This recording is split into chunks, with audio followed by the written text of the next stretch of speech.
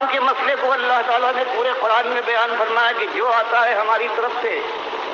وہ ایک ہی بات اٹھاتا ہے کہ تمہارے ہزار مسائل صحیح، لیکن اصلی مسئلہ یہ ہے کہ بندگی کے اس رشتے کو جس کے اندر لوچ پیدا ہو گیا ہے یا تم نے کاٹ لیا ہے اپنے مالک سے، اس کو جوڑو۔ اس لیے جو آتا ہے یہی ایک بات کہتا ہے کہ یا قومی عبد اللہ ما لکم من الہ غیرہ، ایک ہی مسئلہ اٹھاتا ہے۔ قرآن لگاتار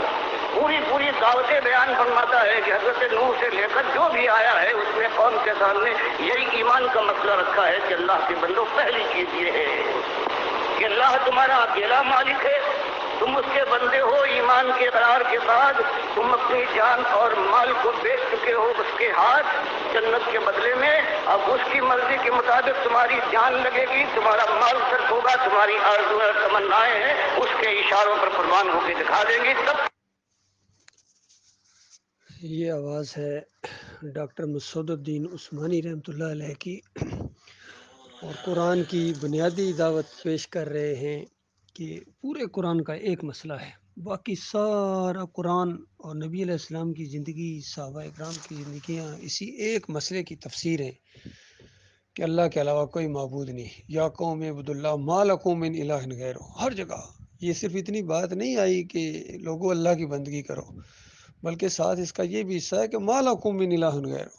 اس کے علاوہ کوئی اور نہیں ہے۔ یعنی کسی اور کو اپنا معبود نہ ماننا، کسی اور کو داتا نہ کہنا، کسی اور کو دستگیر نہ کہنا، کسی کو مشکل کشا نہ کہنا، حاجت روا نہ کہنا، کسی اور کے کسی نبی ولی کے رکوع اور سجدے نہ ثابت کرنا شروع کر دینا، یہ شرک ہے، اور شرک کو تم کبھی ثابت نہیں کر سکتے۔ پورا قرآن شرک کے خلاف ہے، اور اللہ شرک کا دشمن ہے، اور شرک اللہ کو گالی ہے۔ اللہ کو گالی دینے کے بعد اگر تم یہ سمجھو کہ تم دین نافذ کر دو گے، یا مدینہ ریاست بنا دو گے، یا پوری دنیا پر چھا جاؤ گے، یا رنگ جہاں بدلی کر دو گے، یہ ناممکن بات ہے۔ پہلی بات ہے کہ لا حکم الہ واحد لا الہ الا هو الرحمن الرحیم۔ یہ دعوت اٹھی ہے اس دور کے اندر الحمدللہ ہمارے ملک سے ڈاکٹر مسعود الدین عثمانی رحمۃ اللہ علیہ کے ذریعے۔ باقی سب کو میں نے سنا ہے، یقین کیجئے کوئی ایک بھی، حالانکہ بڑے بڑے انقلابی ذہن والے تھے، مودودی صاحب جیسے آدمی، مفکر، اور ڈاکٹر اسرار جیسے، لیکن شرک سے نہیں بچ پائے۔ پھر کیسا شعلہ بیان مقرر تھا خادم حسین رضوی، قرآن کے ایک ایک حرف کی گردانے جانتا، لیکن ایمان خالص نہیں ہے، شرکیہ نعرے لگاتا رہا۔ طاہر القادری دیکھیے کس طرح، کتنا اس کا علم ہے، کتنی کتابیں اس نے لکھی ہیں، پڑھاتا ہے یونیورسٹیوں میں، لیکن عقیدے کے اندر ایسی خرابی ہے، شرک ہے، شرک کے ذریعے اللہ کو گالی۔ طارق جمیل دیکھیے کتنا مشہور ہے، لیکن ایمان خالص کی بات نہیں کرتا ہے، توحید کی بات نہیں کرتا ہے۔ فضل الرحمان کو دیکھو، فضل الرحمان، رحمان کا فضل، اور کتنی زیادہ کرپشن اور عقیدے کے اندر خرابی۔ اس کے باب کے اندر بھی اسی مفتی محمود صاحب نے وہاں جا کے علی اجمیری کی قبر پر جا کر حلوے بانٹے ہیں، اور مودودی صاحب کی زندگی کے اندر نائب امیر کی حیثیت سے جو پروفیسر غفور نے جا کے بری امام چادر چڑھائی ہے کہ ہمیں اگر اس الیکشن میں کامیاب کرو تو یہ روڈ پکی کر دوں گا بری امام کی، جو راولپنڈی سے آتی ہے اسلام آباد کی سڑکوں کی طرح، تاکہ آسانی کے ساتھ یہ مشرق یا کے چادریں چڑھائیں۔ جو بھی آیا ہے، چاہے امیر المومنین کے خواب دیکھنے والے جنرل ضیاء صاحب ہوں گے، رنگون میں جا کے گھنٹے کھڑکائے ہیں، اور اندرا گاندھی کی مرنے کے اوپر وہاں جا کے سورہ فاتحہ اور کل شریف پڑھ رہے تھے، اندازہ لگے اس طرح ان کی مت ماری جاتی ہے۔ اور پھر اس کے بعد سید صاحب آئے ہیں، جناب مشرف صاحب کس طرح موقع دکھاتے تھے، لیکن کون سا شرک ہے جو ان کے اندر نہیں تھا، کتنا نقصان پہنچایا دین کو۔ پھر ہمارے دوسرے اب سید صاحب آئے، آصف منیر صاحب، وہ بھی قرآن کے پہلے صفحے کے انکاری، سارے توحید کے ایسے